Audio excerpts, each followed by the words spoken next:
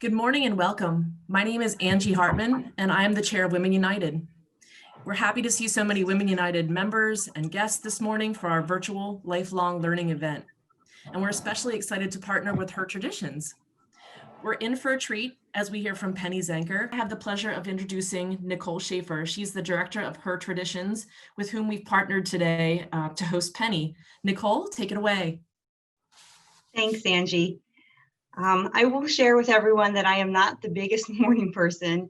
However, I can't think of a better way to start my day than with some positive energy and with other incredible women in our community. So thank you to all of you who logged in and are joining us today. At my heart, I am a community builder, so I know the power of working together. And both Her Traditions and Women United work to bring women in our community together to support one another and make truly great things happen together. So it is a perfect partnership for us to make this event happen together today. I am fortunate to be able to work closely with the founder of Her Traditions, Carolyn Shafer. And no, we are not related, even though we have the same last name, but we both share a passion for women's issues. I can remember when I first started talking to Carolyn about Her Traditions, and we discussed how important your financial health is in every single aspect of your life. Think about whatever your goals are, whether you are trying to buy a new home, whether you are starting a new business, you want to help others, or you want to plan a fabulous retirement. All of these goals require your financial health as a key element. So the question is, how can we help? Well, first, I will let you know that we want conversations with us about your finances to be something that you look forward to doing. We recommend that you take our financial personality indicator. Knowing your financial personality is a good first step into understanding why you make decisions, knowing some of the challenges you may face, and also what are your strengths. I can assure you that if you have conversations with us about your financial health, it's going to be in a judgment-free zone, and there is a zero chance that you're going to be made to feel uncomfortable about any of your past decisions. I always say it's never too late to get started, but the sooner the better. If you're interested in taking the personality assessment or connecting with us about financial coaching, please visit our website at hertraditions.com. Secondly, I am excited to share that we, as part of our effort to connect women in our community and celebrate them, we launched our blog, Shine a Light on Strong Women in Our Community. Our intent with this blog is to have you nominate women who you feel should be recognized. We're talking about women business owners, women who are helping others in our community, and women who are supporting other women in success. We want to hear those stories, and they live on our website, and we publish them in our e-newsletter and on our Facebook page. Lastly, we are looking into new tools that will help you manage your financial health. As women, we wear many, many different hats. I know that it's hard as you're going from role to role in your life, and we're busy, and there are a lot of time sucks out there. And it seems like more than anything, we push off the things that we need to take care of ourselves. I'm talking about doctor's appointments for ourselves, taking the time for self-care, and yes, taking the time to check in on your financial health. And I get it. When we're busy and you feel rushed, sometimes you fall into a big time suck. For example, you may spend an unreasonable amount of time searching for the best deal on a vacuum cleaner. Totally hypothetical situation here, when you could have been using some of that time to check in with your financial institution and make sure that they're the best fit for your goals and your needs. And think about it, which of those two things will have the biggest impact on your life? At Her Traditions, we are actively working hard to make this financial checkup an easier part of your life. As we consider the technology that will provide the most significant value, your opinion is key. If you're not currently receiving our e-newsletter or following our Facebook page, please reach out to me. We use these platforms to send out surveys and secure your opinions. And in case you think we don't really listen to feedback, I can assure you that we do. In fact, today's speaker is with us today because of feedback from Her Traditions members. We connected with Penny Zenker after we had requests for speaker who focused on time management. So originally, she was scheduled to speak at our Her Traditions Hanover luncheon in April, and then, 2020 hit. And so I was impressed after watching her over the past few months because I saw Penny dive in. She took things head on and she continued to make things happen.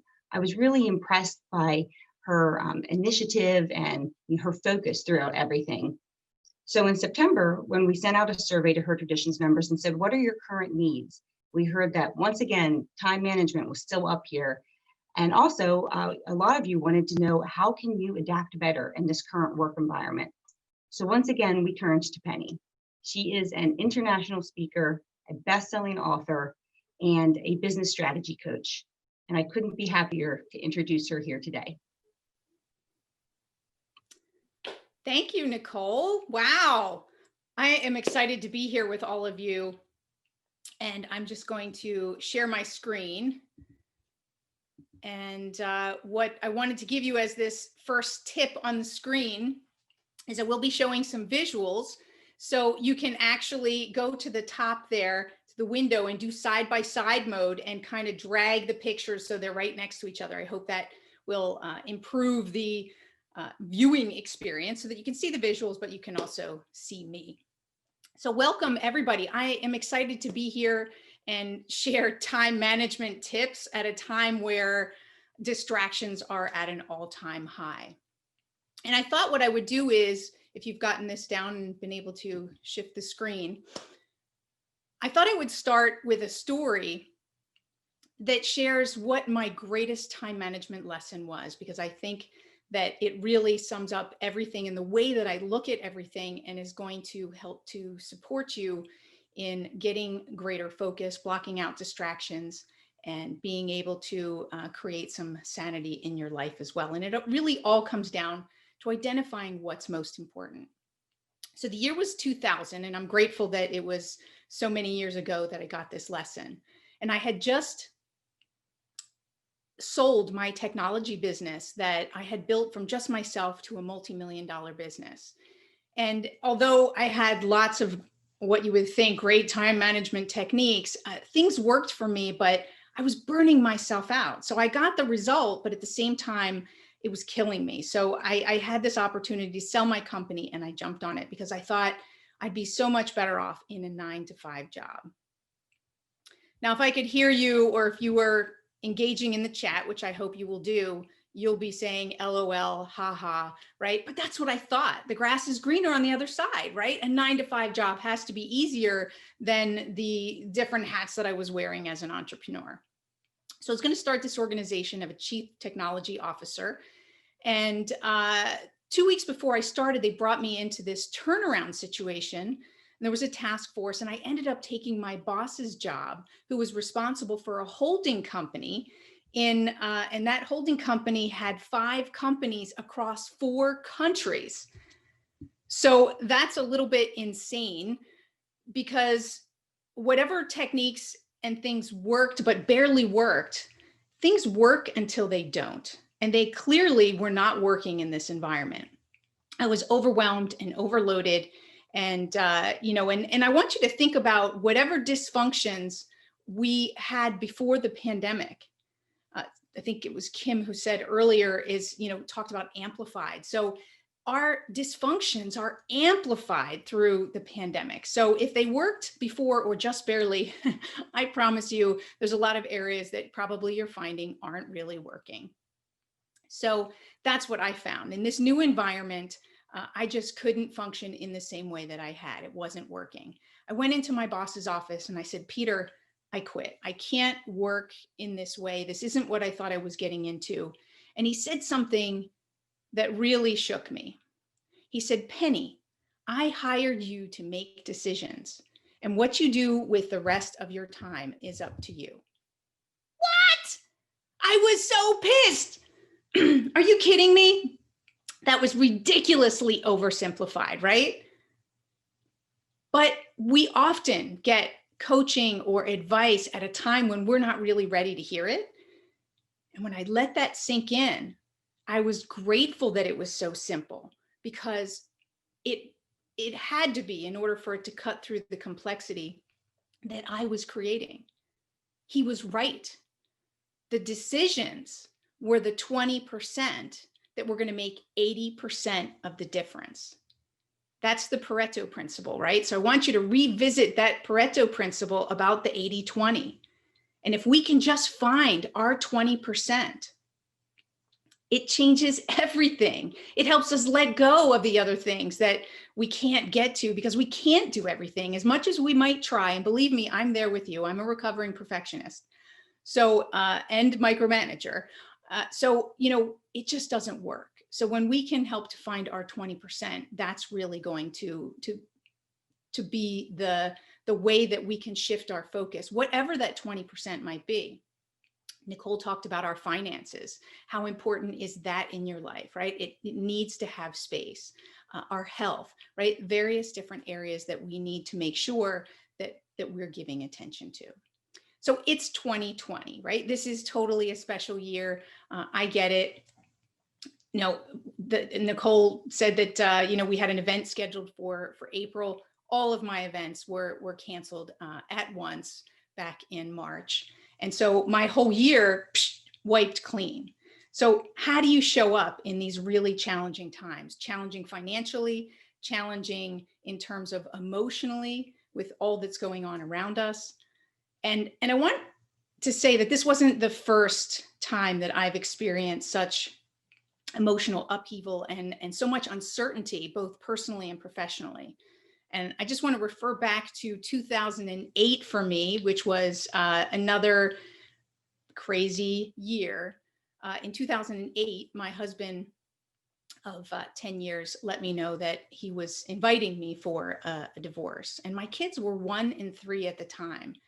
So that was an extremely emotionally stressful time. I didn't know how this one was going to impact the kids, and I was really worried and concerned. A lot of uncertainty in so many areas.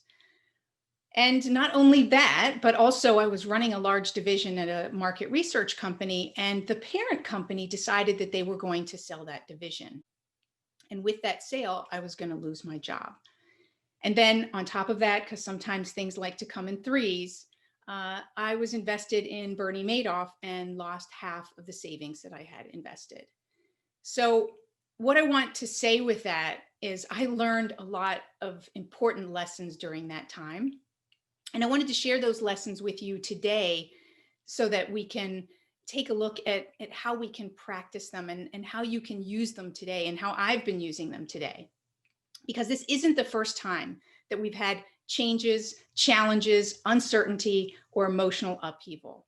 So it's also not the last time. So we really need to understand what are some great practices. And I'm going to talk more about time management, but I also want to talk about, it's not just what we do with our time and finding that 20%, it's also how we show up. So I'm going to talk a little bit about that.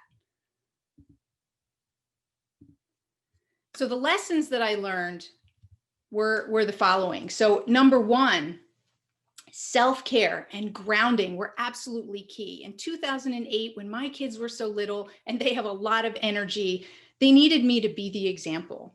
And so I needed to take care of myself. I had to be the priority. And I know that's difficult for us as women. I'm the same. I put other people first. But in this case, I had to make sure I was taking care of myself first.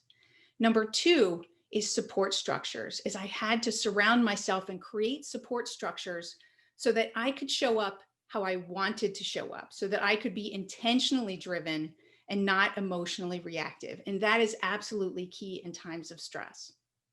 So the more structure in times of stress, the better. And number three was identifying what's next, is being able to step back. I use a Rubik's Cube as an example of how to step back and see the big picture and see all the different options and identify what's next. So I'll incorporate more of the time management aspects and the 7 steps to mastering time in the what's next. So self-care and grounding. So let's take a look at that. So this seems simple and it seems obvious. And like I said before, it is simple and it's us that are making it more complex. So sleep is one of the absolute key things that I focused on that helped me tremendously. I made sure that I was getting enough sleep. I went to bed early as possible to make sure that I was taking care of myself, because that's when we regenerate. Sleep is very important. There's a ton of studies out there that show how important it is. Then exercise became my absolute go-to. I joined a kickboxing class, which was a brilliant way for me to really engage and get out the aggression that I had and the sadness and everything that was going on for me, the multitude of emotions.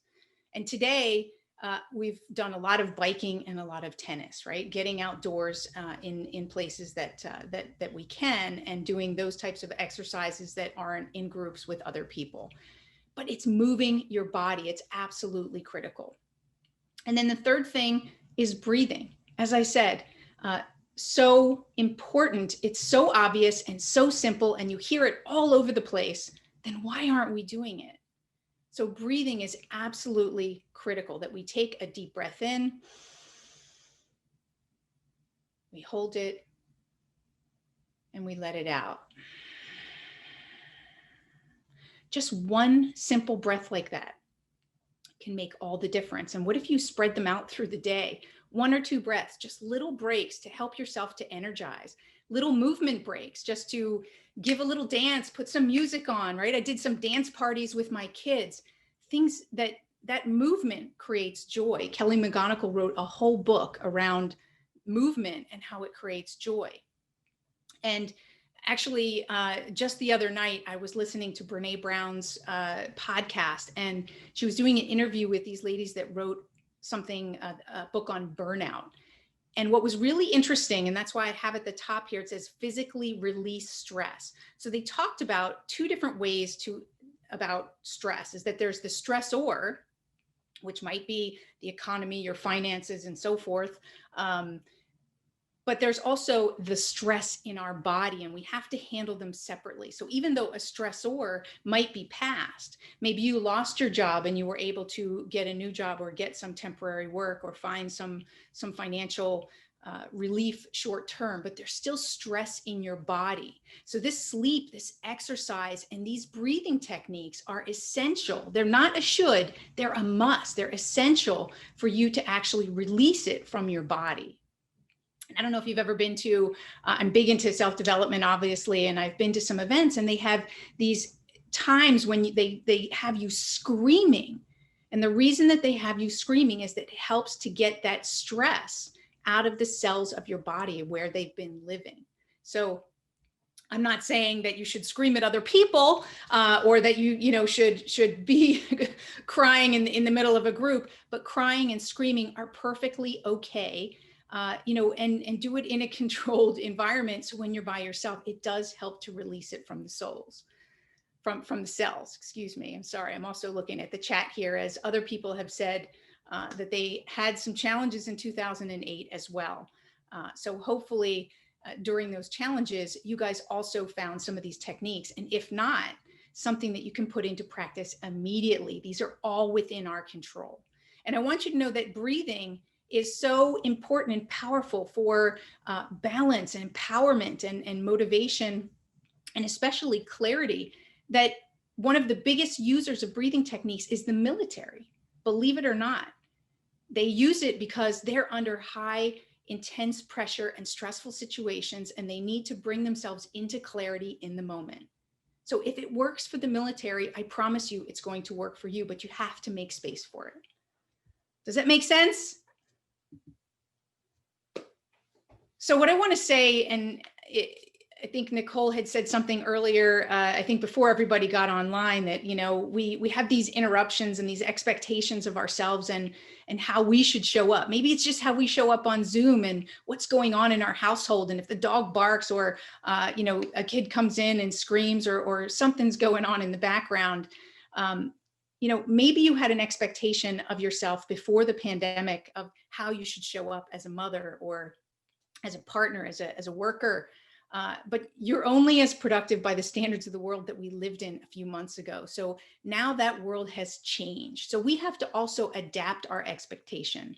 That's a part of self-care and grounding, is how do we set ourselves free? We have different expectations of others during these times than we have for ourselves. So where do you need to give yourself permission? Where do you need to give yourself permission so that you can let go of some of the expectations that you have on yourself?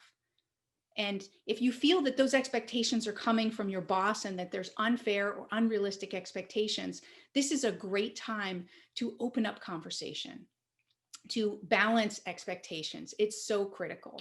And if you want to, I'd love for some of you to participate, and we're going to do an exercise in a moment. But what I'd like you to do is maybe just think for a moment and write down, and maybe some people just put a couple in the chat to say, what is something you're going to give yourself permission and decide now to let go of an expectation that you've been holding yourself that's causing you stress. I'd love to see some things that you're going to put in there. And I want you guys to interact and be present, because we're going to do an exercise right now, and I'm going to ask you to be active in the chat. So I'm not going to move on until I hear at least one thing. Okay, thank you, Kelly. A clean house, absolutely, is okay. Let it be messy. That's fine. I feel the same. My kids there's no point in cleaning up because they just mess it again. Thank you. More people saying a clean house. Having solutions to every perceived problem, trying to be everything for everyone. Thank you, guys. And thank yourself, like give yourself a hug, because you're giving yourself this gift. Now you put it out there on this chat here, perfectly balanced meals, definitely. Thank you guys for sharing. Control, stop expecting yourself to have control over everything. So just allow yourself to now put this into practice and be okay with a messy house, or be okay with not having the answer, or being okay with uncertainty. Thank you, Melissa, right? So that's what I really want you to start with, because that takes so much energy away from us being able to focus on what's important.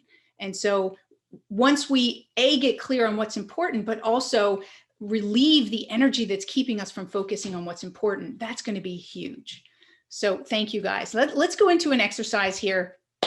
And it's a little bit of a workshop. Usually if we were together, you'd break out into pairs and you do this together. So you're going to just do this for yourself. And what you're going to do in a moment when I say go, you're going to say out loud all the activities that you do from the morning until the night. So you're going to say, I have to in between each.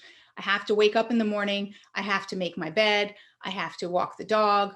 I have to make my coffee. I have to go to the morning meeting, and so forth. And in between every statement, you're going to say, I have to, I have to, I have to. I'm going to give you 1 minute for you to do that. And please participate. We can't see you, so participate. This is going to make a big difference, and it's going to help you to really activate it within your body, so that you get this not just up here in your head, but that you get it in your heart. So ready, set, go.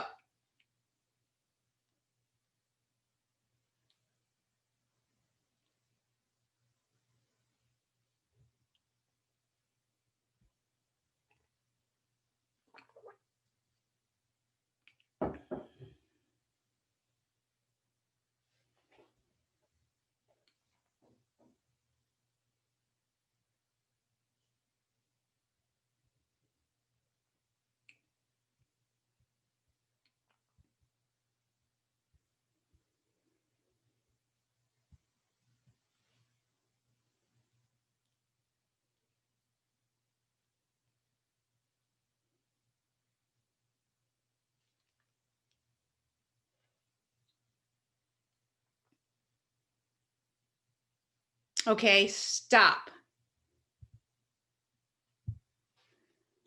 So that was the longest minute ever, right? So I want to hear you put into the chat box, what are some words that described how you felt Filled a minute with no trouble. I hear you. I hear you. But the question is, how did you feel in between? Exhausted, anxious, overwhelmed, overwhelmed, overwhelmed, overwhelmed, overwhelmed, overwhelmed, somewhat angry, right? 90%, overwhelmed, exhausted, anxiety. Are you getting the picture of the energy that we've created? Welcome to your lives. Yes, somebody said my shoulders were tight. I think I read that. They started to get tight, right? And maybe you got a headache. It shows up in your body. This is how we live when we live from a have to perspective. And I'm telling you that we live this way more than often. This is when we put ourselves into victim. And I want you to realize I did a TEDx called The Energy of Thought. And I highly recommend that you take a look at that because it's going to complement what we're talking about. But I say that energy is everything. And the words that we choose make a big difference in the experience that we create. And this is the experience that we create, that have to. It's a different experience. And I know when I first did this, I thought, I don't really talk like that. That's not really the way that I do things. But when I realized that I had more have to moments than I needed to, that there's another way. And especially when we're under stress, we get stuck in this place. So I want to help you to have a strategy. So I'm not going to leave you there. I want to give you the other side of the exercise to see how you can shift your own energy very simply with a word, a practice, and a focus. We shift our focus. And when we shift our focus, we're able to shift our perspective. That means what we see and experience is different. And that's going to shift the actions that we take, and that's going to shift our results. That is powerful. And that is also how we show up for our time. So here it is. I want you to take one more minute when I say go, and you're going to say out loud everything that you do in the morning until the night, or as far as you get. And for those perfectionists out there, don't worry if it's exactly the same. It doesn't need to be exactly the same. You're going to say, I'm grateful to. I'm grateful to get up in the morning. I'm grateful to walk the dog. I'm grateful to have a morning meeting, whatever it is. So we're going to start that now.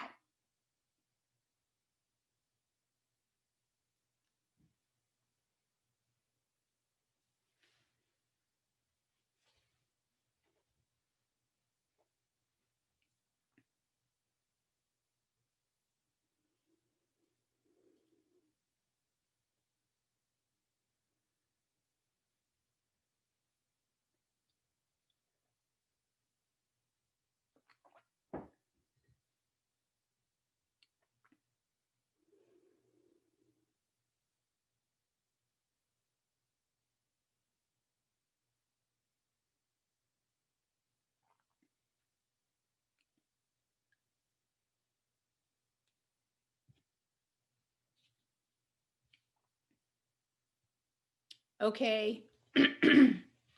Stop.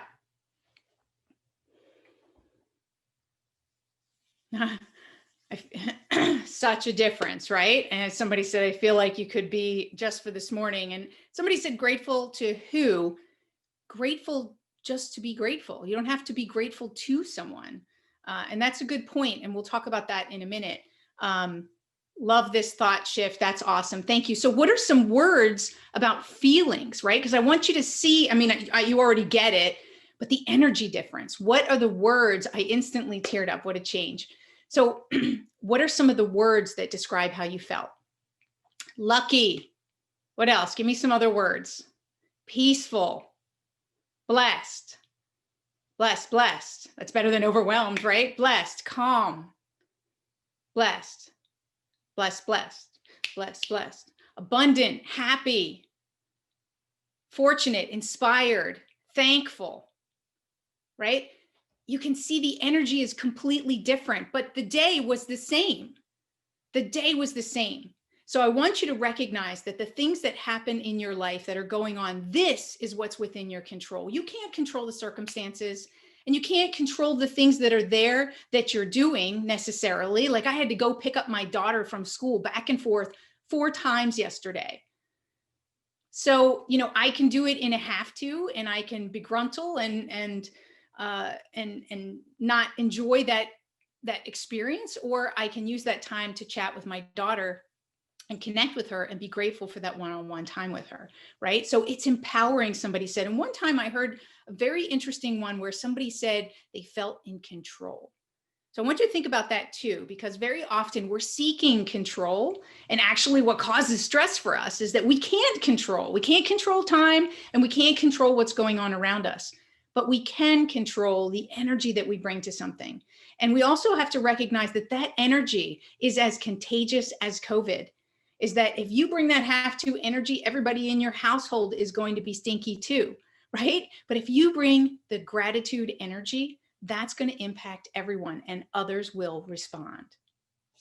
Oh, I like this. Somebody said, I found myself adding more words to the task, like this office that I love. It widened the framework, the way that you view the tasks. Thank you. That's the first time that I've heard that. What happened for me was I said, because. So when I did this, I said, I'm grateful to walk the dog because she brings us so much joy. We connect it with meaning. When we're in a place coming from our heart, everything has more meaning. And isn't that ultimately what we want in our life? We say we want happiness, we say we want balance. I believe all of those things, what we really want in our life is more meaning.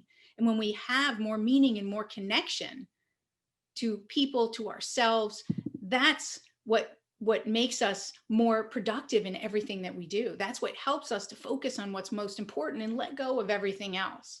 So it in itself will create that meaning. There's actually 4 drivers that are part of my framework in my best-selling book, The Productivity Zone, Stop the Tug of War with Time.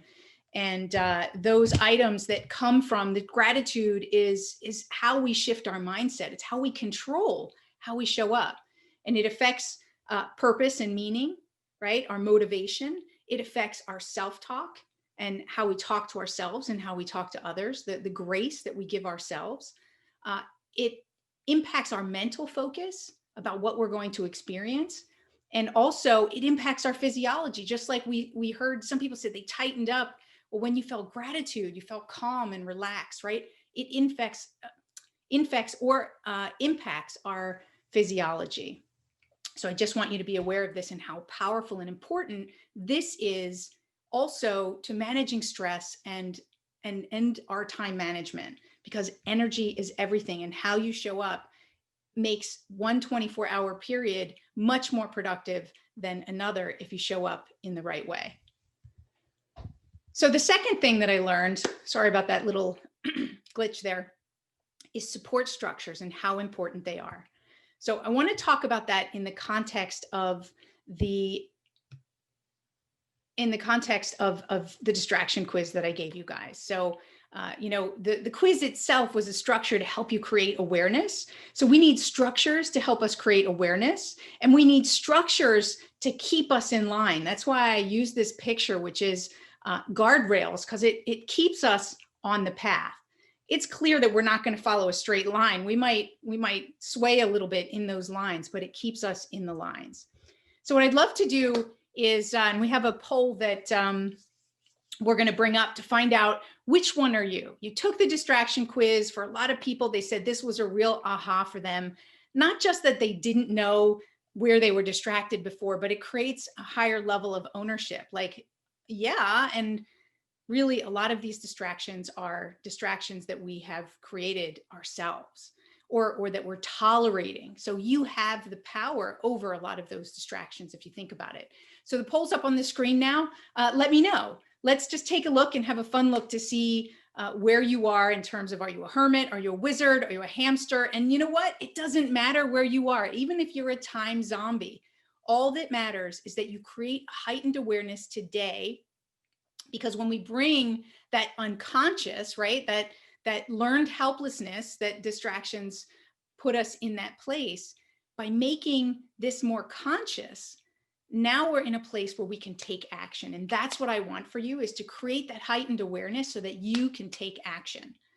So what we'll do is we'll wait until it gets to about 60-70%, because there's so many people online that we want to keep this moving, as we only have an hour together. So So go ahead and put up there. And as you do that, if you have any ahas that you want to pop into the chat, I love seeing your comments in the chat. So go ahead and pop into the chat. What did you learn, or what did you, what did you gain? And we'll get the final results in. We'll give it another 30 seconds, and then we're going to close out the poll. So I know for those of you who are technically challenged, I'm sorry that we've added this to you so early in the morning, but we'll get a good representation of where we are for now. So go ahead and show us up the results. Ba-ding! Here's where we are. So we are pretty much where expected. I'm going to show you the overall results compared to everybody who's taken this, and you're going to see it's pretty much in line. Not a surprise, our kind of distribution where not too many people are hermits, thank goodness, because you guys, anyone on the extremes, right, you get to realize, that maybe there's some perfectionism going on there, and maybe you need to get out a little bit more and be a little bit more open if you're in that very, very low part. And if you're a time zombie, clearly you've got some good strategies that you could employ to move your way down. So thank you. We can stop that poll. Thank you. And so I said I'd show you where the no, by the way, so somebody said that, that they feel like that this is pathetic if you came out as a time zombie or a squirrel. We're all there. I mean, before the pandemic, right, people were already distracted. There was a study that was done that said 60% of people felt physically depleted and mentally drained and emotionally distracted. So, at the end of the day, this has just made it worse. Everything is amplified. I mean, I can't even get a long email without my eyes rolling back, and because I know that I'm not going to have the concentration to focus and read that entire email. So we're all there. Don't worry. But this is the general distribution of what you can see, and it's pretty much the same, that most people are in the squirrel syndrome, and we've got to put some structures in place. Now that we've created that awareness, we have to put some structures in place that are going to help us to take action and reduce them down. So a little workshop that I want you to do here is I want you to identify what's that one distraction. Remember, we're identifying the 20%. It works here too. What's the one distraction that would make the biggest impact, that would free up the most amount of energy or would free up the most amount of time, because it takes the most time? What's the number one distraction? If you were to eliminate or reduce that significantly, what would that be? And yes, I'll give you a copy of the slides for sure. And next to it, write down what it's costing you, because one of the things is we make change 100 times more when we go away from pain than towards pleasure. So I want you to really connect to what it's costing you. And I guarantee you it's costing you the very thing that you want the most. So if you want financial freedom, if you want personal relationships, if you want better health, that this distraction is one of the things that's costing you that very thing that you want. But I want you to write it down and really connect the dots that say that this distraction has this cost to you, and make this relevant to you. So go ahead and put that down. So whoa, you guys are going fast with your stuff. I love this in the chat. You said it's costing me time with my 10-month-old. Yes, the quality time with our kids, because we're busy doing nonsense stuff and being distracted in other areas, right? Or on our phone instead of connecting and being with our family. The phone ringing, text interrupting, right? We have to turn them off. We have to be more disciplined. And we heard that earlier as well, that word discipline. Looking at the phone and seeing my email, time to exercise, right? So all these things that you're writing down, I just want you to get clear. What's that one thing for you, and what's it costing you? And then, of course, what's one action that you can take after today, maybe later today, that you can already take now, that's going to make the biggest difference? Because we want you to leave here not just inspired or having, felt like, okay, this is great. I want you to put it into practice. So I want you to think about how you can put this into practice. Great. You guys are great. Thank you so much for putting all of this in. It's costing me quality time with my family. It's making me unrealistically accessible.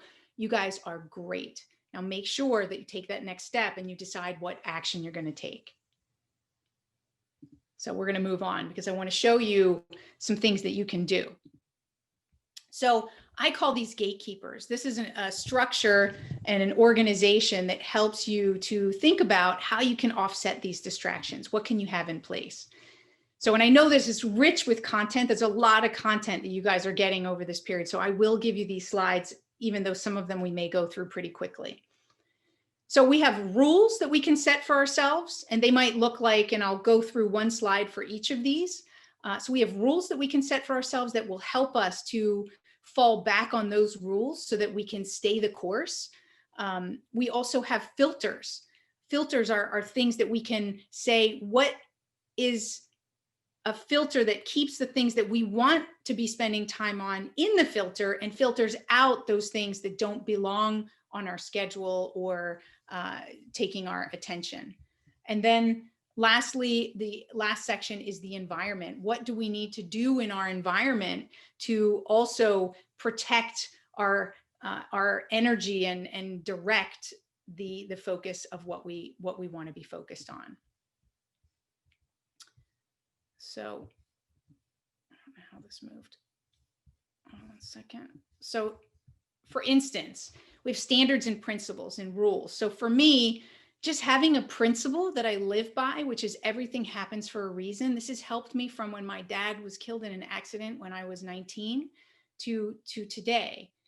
Just by falling back on that principle, I can accept more quickly. I can say, okay, well, everything happens for a reason. Even if I don't know what it is, there's going to be something good, a lesson that's going to come out of that. And it doesn't make it easy, but it makes it a little easier and helps me to accept a little quicker. And part of the energy loss is in the resistance. So this helps me tremendously. And that's what I did in, March when everything was canceled, is so maybe there's a better opportunity for me. Maybe this will come back even stronger. How do I position myself? We also have boundaries that we can fall back on, and you can copy this sign down and put it up on your door as well.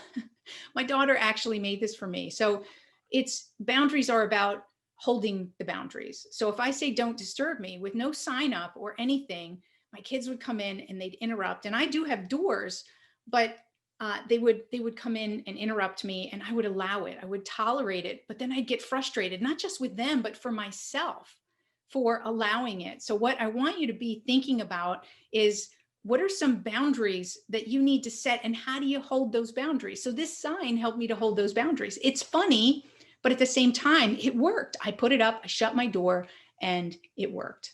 So, and of course, we also had a conversation about it. So sometimes boundaries that you set require you to set expectations with others and discuss what those boundaries are so that other people are clear what they are.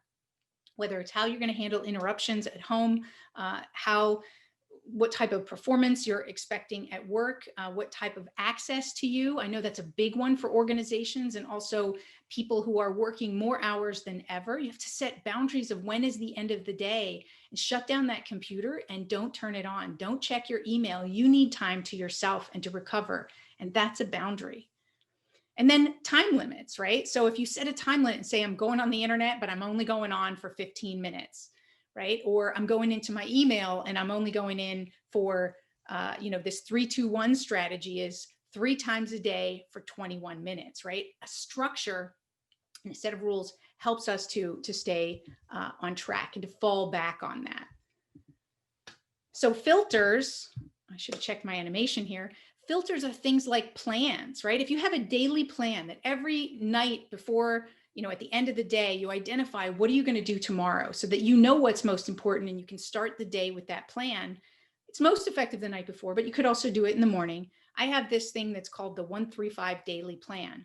And it allows me to say, what's the one thing, the 20% that's going to get me moving forward towards my long-term goal? That might even just be a phone call. It might be an action list. It doesn't have to be a big thing, but one thing that moves me through. And then 3 things that are driving me towards important milestones. And they can be across different categories. Maybe it's, taking a look and updating your budget, those types of things that are important to you and important to your financial health or your physical health, or your big project that you're working on? What are those interim milestones? And then 5 things that absolutely must be done by you today. The thing is, there is no one thing. I know there's a book out there that says the one thing, and we live lives with multiple different hats and categories, and there are urgencies in the day. However, we need to check in and say, these absolutely must be done by me. These are really urgent. You've got to challenge your urgencies. That's a really important thing. I know I make everything urgent. I learned that a long time ago. So I have to ask myself a really important question, which is the next filter. Is this really urgent? Does this have to be done today? Could I find someone else to do that? So questions can be those important filters. Another filter, if you're feeling overwhelmed, might just be what's next. Instead of worrying about all that needs to be done, just identify what's next. That's a great filter to keep you in motion and in action. And then we need to have things in place, filters of ways of accountability. You know, maybe it's a workout buddy. So somebody who we meet online and we check in that we've worked out. You know, I'm not telling you to go out and buy a dog cone and wear it around your neck so you don't check your phone, but maybe you put it on airplane mode while you're working on core things, or when you're working with your family, set it to go off automatically in the settings into silent mode after 6 p.m., right? How can you set these things in place so that they help you to be accountable in the way that you want, to show up the way that you want, and to focus on the things that you want? So then we have the environment aspect. And environment is, you know, this is actually a real thing. This water bottle helps me to make sure that I drink the right amount of water. And my daughter bought it for me. And, you know, by having it on my desk, the days that I have it on my desk, I drink more water because it's accessible. I see it and I can see where I am. I can see, you know, oh, it's 3 p.m. and I'm only at the 7 a.m. I've only had 1 glass of water. It's a great way to create that heightened awareness, have it in front of me, and keep me accountable to it. We also need to have checklists and processes that help us, especially during times when we're stressed, so that we don't forget to do things and we don't have to keep it in our heads. And we've got to clean the clutter. I'm not saying you have to have a clean house. We all said we're going to let that go. But we also want to make sure that it's not taking up mental space. So, you know, every once in a while, you know, have everyone pitch in, or have certain spaces. This is what I like to do, is I have a certain counter that needs to be clean. So mentally, I can look at that counter and nothing's on that counter. I feel good. And that's all I need. I don't need the whole house to be clean. I just need that one counter. So there's somewhere that I can look that is that is clean. And of course, one of the things that I do when I'm stressed is it's where I can control, is I like to clean. It helps me also to relieve stress. So, you know, do it accordingly. So lastly, I'm going to get into some of these time management tips, and then we're going to have time for some Q&A. Now, we might not have as much time as we would like. If there's a lot of questions, you can put your questions into the Q&A box. And by doing that, I'll also be able to take any questions that we don't get covered, and I'll be able to answer them in a video afterwards, and I'll have that sent out to you. So now we get to the 7 steps to master time. And so this is how we can take a look at what's next, how we can find our 20% and actually schedule it. These are the 5 steps that I use. This is my time blocking method. And, you know, I'll go through each one of them relatively quickly. I'm keeping an eye on the time here. And if you have any questions that you want answered right now that you feel is relevant to what we're talking about, you can certainly pop that in, and I'll see if I can access that. So here are the 7 steps. We have to start with goals and milestones, right? We have to identify, and I have an acronym, it's I-SMART, but it's different than the SMART that you might have heard of before. So I stands for get clear on why this is important to you. You need to understand what's going to be different in your life when you achieve this goal. It creates a greater connection, because often when we have goals, if we're not connected to them, that's kind of where the disconnect is, where we procrastinate, or we get stuck sometimes, or aren't really connected to that goal in the same way. We don't have the same level of motivation. So we need to know why it's important to us. And then we want to lay out, well, what are the steps and milestones, right? If you can do a tiny bit of planning up front in this goal setting process to say, the M is for milestones. What can I, or sorry, the S is for the steps. What steps do I need to take? So that once you have them defined, it makes it so much easier to do them. How are you going to measure it? That's the M, right? How are you going to measure your progress? How often are you going to measure it? And then the A here is for accountability. How are you going to hold yourself accountable? What resources do you need? And you've got to set up accountability in the beginning of the process to hold you to what you say you're going to do. And then the R is for risks. What types of challenges might arise, right? That's why we went through the whole distraction exercise. What kinds of distractions might come up? And how can you handle them? If you deal with that up front to say this could happen and this is how I'm going to deal with that, well, that's a gatekeeper. That's a way to put up an if then, to put sort of a rule that if this happens, I'm going to do that. That's going to support you in achieving your goal quicker or getting through those obstacles. Because when we get emotional, then sometimes sometimes we don't follow the things that we want to do. And that's why, again, we need to have those support structures in place. And lastly, you want to make it time driven and have time estimates of what it's going to take so that you can check out, is it realistic? And then hold yourself to that. So, this type of a goal might be for any goal. It might be for your health goals. It might be for your financial goals. It might be for your business goals. So just keep in mind that this is across any type of goal setting. And it's going to help you then identify what's your 20%, right? And that's in this process, the categories and drivers. Now, my approach is slightly different because a lot of people use a bottom-up approach when they do time blocking and sort of planning your priorities, as they say, well, do your to-do list. And then from that to-do list, put it in your calendar. Well, you're just taking those tactical things that you're not even sure are the highest priority and you're putting them in your calendar.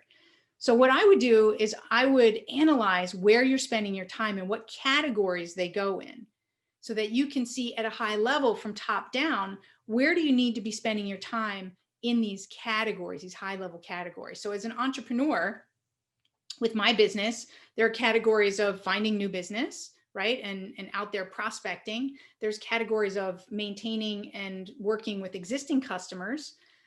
There's administration and HR and training and right. So there's different categories of where I might be spending my time. And what's important is to take a look at, in order for me to achieve my goals, where do I need to be spending my time? And where am I actually spending my time? And I like to do it again from top down in terms of these categories. So I'm going to say, how much time am I spending prospecting? How much time am I spending? And you can include in here the other things that are important. How much time am I spending managing my finances? How much time am I spending with my family, quality time with my family? And then you can say, well, for me to feel happy and fulfilled and have that meaning in my life, here's the percentage that I need to spend each day or each week. And keep in mind that not all categories need to be touched every day. They could be touched 3 times a week. So that would affect your overall percentage. So you can look at it from a daily perspective, but I like to take a step back and look at it from a monthly perspective. What percentage do I need to be spending in every week and every month? And then I drill down. So I know we're not going to be able to go into this in a lot of detail, but that's a differentiation of my approach, is looking at it top down. And then I get that into my calendar. So then I'd say, okay, when am I spending for client prep? When am I going to be prospecting? When am I going to be working with my clients? And when am I going to spend time to work on strategy and reflect and review and business development? And this is the way that I have it in my calendar. So for instance, I've really been enjoying the family lunches that we've been having. It's a little difficult with the kids' schedules now that they've started school because they have lunch at different times, but I enjoy that lunch together. So I've made sure that I'm not booking any meetings over lunchtime at least 3 times a week so that we could manage that and have lunch together. I've also changed this a little bit for myself where some of the afternoons I've taken off. My daughter now has soccer games on Tuesdays and Thursdays. So I've now eliminated anything on Tuesday and Thursday afternoon because I have to drive her and I love to watch her and I want to be there. Right. So, thank you, Sarah. She said, so important to build in me time. So absolutely, this should have a blocked schedule for you time, right? I have my morning routine. I have when I'm going to plan. And so you want to be able to put that time in. You also don't want to book up every single slot. You want to give yourself flexibility. The worst thing that you can do is plan yourself out 100%, because that's going to give you zero flexibility. It's going to create stress. And so you'll see there's lots of gaps in here for me to be flexible. And then when it comes to the daily planning, I can decide with my 1-3-5 plan, which things I'm actually going to work on today, right? And I know that today I'm going to focus on client prep and marketing, and therefore the things that are on my list are going to be in those areas. So I hope you guys are getting this and that this is a valuable way to look at things from top down. I can tell you that the executives that I've worked with after going through this process have had huge ahas and huge breakthroughs in their productivity, but also including the items that we talked about before. So as I said, leave space for self-care, for family, for your finances. Most importantly, that I want to highlight right here is transition. And what transition time we used to have, which was maybe driving to the office and driving back, has now been eliminated. So what are you consciously doing to create transitions throughout your day? At the end of the day, are you walking out the door, taking a walk around your neighborhood? Are you going up to take a shower? Are you really closing out the end of the day? And I call it taking out the trash, so you can let go of anything that was in the workday so that you can be fresh and create a new intention for the time that you have in the evening with your family. Really, really important to be able to do that is to have that transition time. And I highly suggest that when you're booking meetings, for instance, I don't know why anybody books 60-minute meetings anymore. So we should really be booking meetings that are 45 minutes or 20 to 25 minutes. Parkinson's law tells us that we'll use whatever time is allotted. And I promise you'll be able to complete what you need to in that meeting. You'll be more focused and you'll get more done. And you'll have that extra time to transition, to write down what you needed to from that meeting, to prepare for the next one, to go get a drink, to go to the bathroom, to stretch, and to create some energy. Because if you just sit at your desk all day, you see yourself slumping over, right? Your energy is going to wane. So it's up to you to take those energizer breaks, to move, to breathe, right? To just center yourself. Oh, and by the way, set up your environment. I showed this earlier to everybody, right? I've got a candle with lavender on my desk, and it helps to energize me and set the tone of how I want to be. So make sure that you are really doing that in your time and space. Then we have valuing the time. That's so important. And I love that Elon Musk, he plans his day in minutes, right? So there's 1,444 minutes in a day. And just the shift in perspective, if you look at hours, right? It's 24 hours versus 1,440 minutes. So it makes it seem like there's a lot more, right? But at the same time, it just shifts your perspective as to what can be done and in what time frame. So that goes along with that sort of meetings in a shorter time frame is start looking at things in terms of minutes. It can be a great thing in between as a transition if your kids are home and they're finished with school, to take a 10-minute quality break with them can mean all the difference to them and also be an energizer for you. And it might also keep them from interrupting you, which I found is just when my kids were little, if I took that concentrated time and really gave them my full attention for 10 minutes, then very often I was able to take the rest of the hour to do the things that I needed to do and could put them on an activity. So it helps you to look at things differently when you look at things from minutes. So I want to give you a little tool here. What I use is I'm all about value and setting my priorities based on value. So you've seen this Eisenhower matrix before about balancing urgent and important. And I just want to say that most people, they think that the thing to do first is to do what's urgent. If, I think it's one of the time management gurus, they say, if you can do it quickly, then do it. Well, you can be stuck all day doing those things that you can do quickly and that might be urgent, and you never get to the things that are important, but not urgent. So I say, do the things and focus on what is important and not urgent first, and get those things done. That's what Stephen Covey kind of calls the big rocks, in his filling the jar example, is you put the big rocks in first and do those things first. And then you feel great about yourself because the most important things got done first.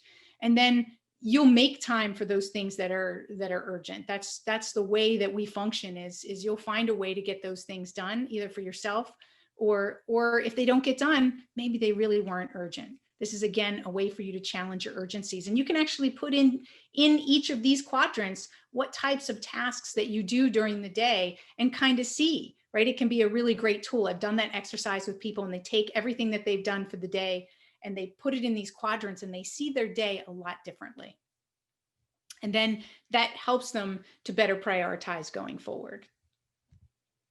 So when I kind of call them the $1,000 tasks, the $100 tasks, right? So that you put a value on them, so that you know the importance of each section. Awesome. Thanks for your feedback. I don't want to spend much time on delegation, other than I know that if you're a leader and a manager in your organization, or you're an entrepreneur, delegation is huge. And leaders who create ownership, they're the ones through autonomy. So they know how to give something out and then to let somebody do the work. They create not only, accountability and micromanagement, but they create true ownership. And what I mean by that is that, there's a lot of micromanagement going on right now because of the feel of the need to control. And all that does is it takes away and disempowers the people that are working for you. It makes them less motivated, and they trust you and the organization less, so less productive. So it's important that you create ownership in people. And that means set clear goals together, set some deadlines and some milestones, and then exchange feedback and let the people do the work on their own. If you've set clear goals and you've exchanged expectations, you have interim milestones and deadlines of when things get to be presented, and then review it and have the feedback, that should be good enough for them to do the work autonomously. It's important to do that. And it's important for you, because that micromanagement that might be taking place is draining your energy, and it's making you work twice as hard. So be an expert delegator in managing your time, and that's going to free up everything else and allow you to focus on the 20%. And then in implementing, I'm just going to bring these up all real quick. Oops. Those are when you're starting a block and you're starting to work and you've identified, here's what I'm going to do. Set an intention before you start. How are you going to show up? Review the objective of this block. What are you going to accomplish in this 45 minutes? And that's going to help you to stay focused. Set a time limit and know that you're going to work for 45 minutes, and set a timer, and then anticipate any distractions that might come in. Put your phone away, shut your door, those types of things. Make sure you're in a quiet place if it needs quiet work, and then get down and do that focus work, and give yourself 5 minutes at the end of that block to wrap up and identify what's next. So somebody's asked a question, is it better to do time blocks for an entire week or one day at a time? My method does it for an entire week and at a high level, because if you're doing it per day, I mean, you're still going to come back and you're going to identify each day what you're going to do. But if you already have a plan for the week, it's going to be more strategic on the things that are most important versus tactical following the urgencies. That's what I've experienced. If it's daily, it tends to be more focused on the urgencies versus being more strategic and purposeful. So lastly, take time to review and adapt. This is the stage that most people don't do. Take time to celebrate your progresses, and the achievements that you've made. Take time to review your priorities. Sometimes we have to pivot. Sometimes we have to take a step back and say, is this really most important now? Things have changed. Where do I need to focus to get this result? Am I getting the result that I'm expecting? You know, could I do this in a different way? So this is also a time to challenge and review those gatekeepers and make sure those gatekeepers are in place.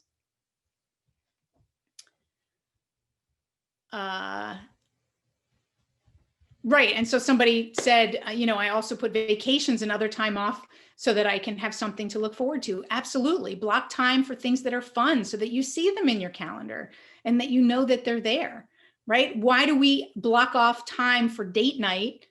We do it so that we can stay married and stay in our relationships, because stuff happens, day to day happens. So we have to schedule our priorities, whether, you know, back to whether that's priorities for your health, priorities for your finances, priorities for your business, for your family.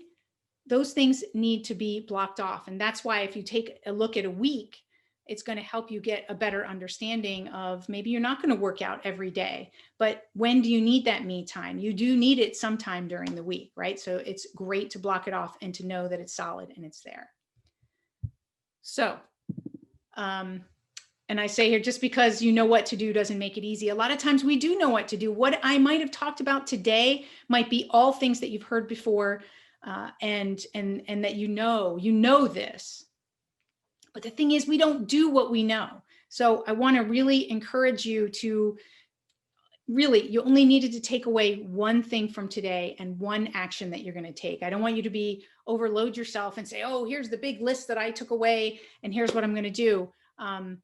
What's the one thing, right? Find your 20% and do that first. You can then come back and revisit.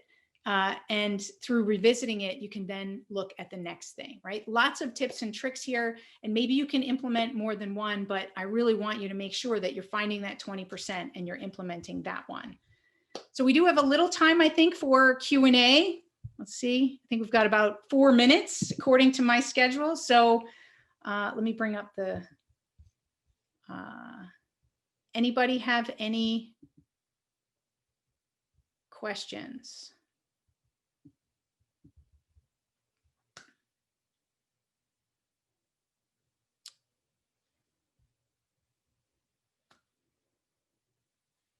There's one that came up. Do you have any planners that you suggest? So I do want to say that if you go to my website, there's actually a whole list of tools and planners and things like that at pennyskeynote.com/recommended.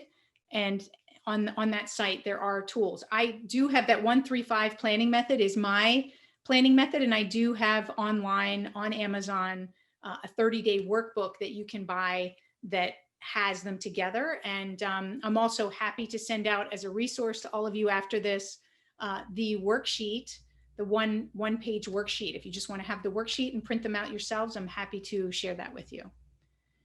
Let's see, since my calendar is on my phone and my phone is the majority of the distractions, any recommendations? Well, I'm not sure the context of that. I mean, your calendar's on your phone, but if you've already blocked the time, when you're in a block, you want to put your phone away and put it on airplane mode, right? So and even to check your calendar, it could still be on airplane mode. So I'm not sure the context of what you're looking for there, but I think that it's okay that your calendar is on your phone. It's just a matter of, the stats show that we check our phone 150 times a day. We scroll, we tap, we, are doing something on our phone. And so we need time away from our phone.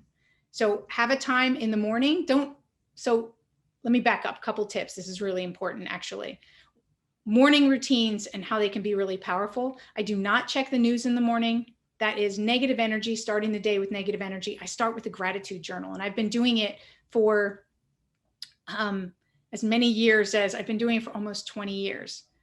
And, or no, how old's my son? So I've been doing it for 15 years. He's 16. And I've been doing it as a result of 2008 of me getting divorced. So I started that process so that I could control the energy in the morning. So I don't check the news. I don't check my email or check my phone. So set yourself some boundaries so that we distance ourselves from our phone. Put it in your purse when you're driving, right? Protect yourself. Those are important things.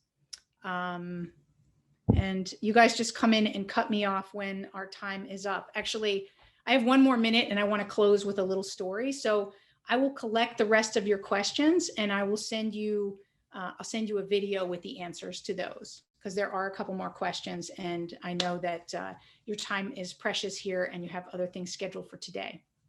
So how I want to close this is I want to tell you about this man, and he came to work every day with a tuna sandwich. And every day he complained about the tuna sandwich. Oh, tuna again.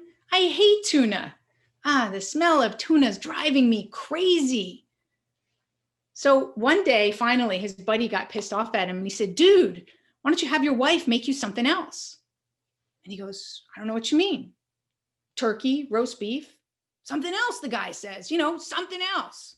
And he goes, no, I don't know what you mean, because I'm single and I live alone. For those of you who aren't getting it, he's making his own sandwich. Don't be that guy. So when you're aware of how distracted you are, and you're aware that there are important things in your life that you're not giving the attention to that are needed, and when you're aware that you want to be driving intentionally your time, energy, and money in the right directions versus being emotionally reactive, then you've got to take action, right? You've got to own it. We've got to own our actions and our distractions. So at the end of the day, it's just a fun story to say that the choice is yours. And, and from there, I leave it to you. Just don't be that guy. Thank you, Penny, for your time this morning, for all your insight. I think based on all the interaction with the chats, everyone has gotten a lot out of it. We appreciate you sharing your time with us this morning. And of course, thank you to Her Traditions. And also you can connect with Her Traditions through their Facebook page and through their website as well. Thank you for all that you're doing in our community, and have a great day.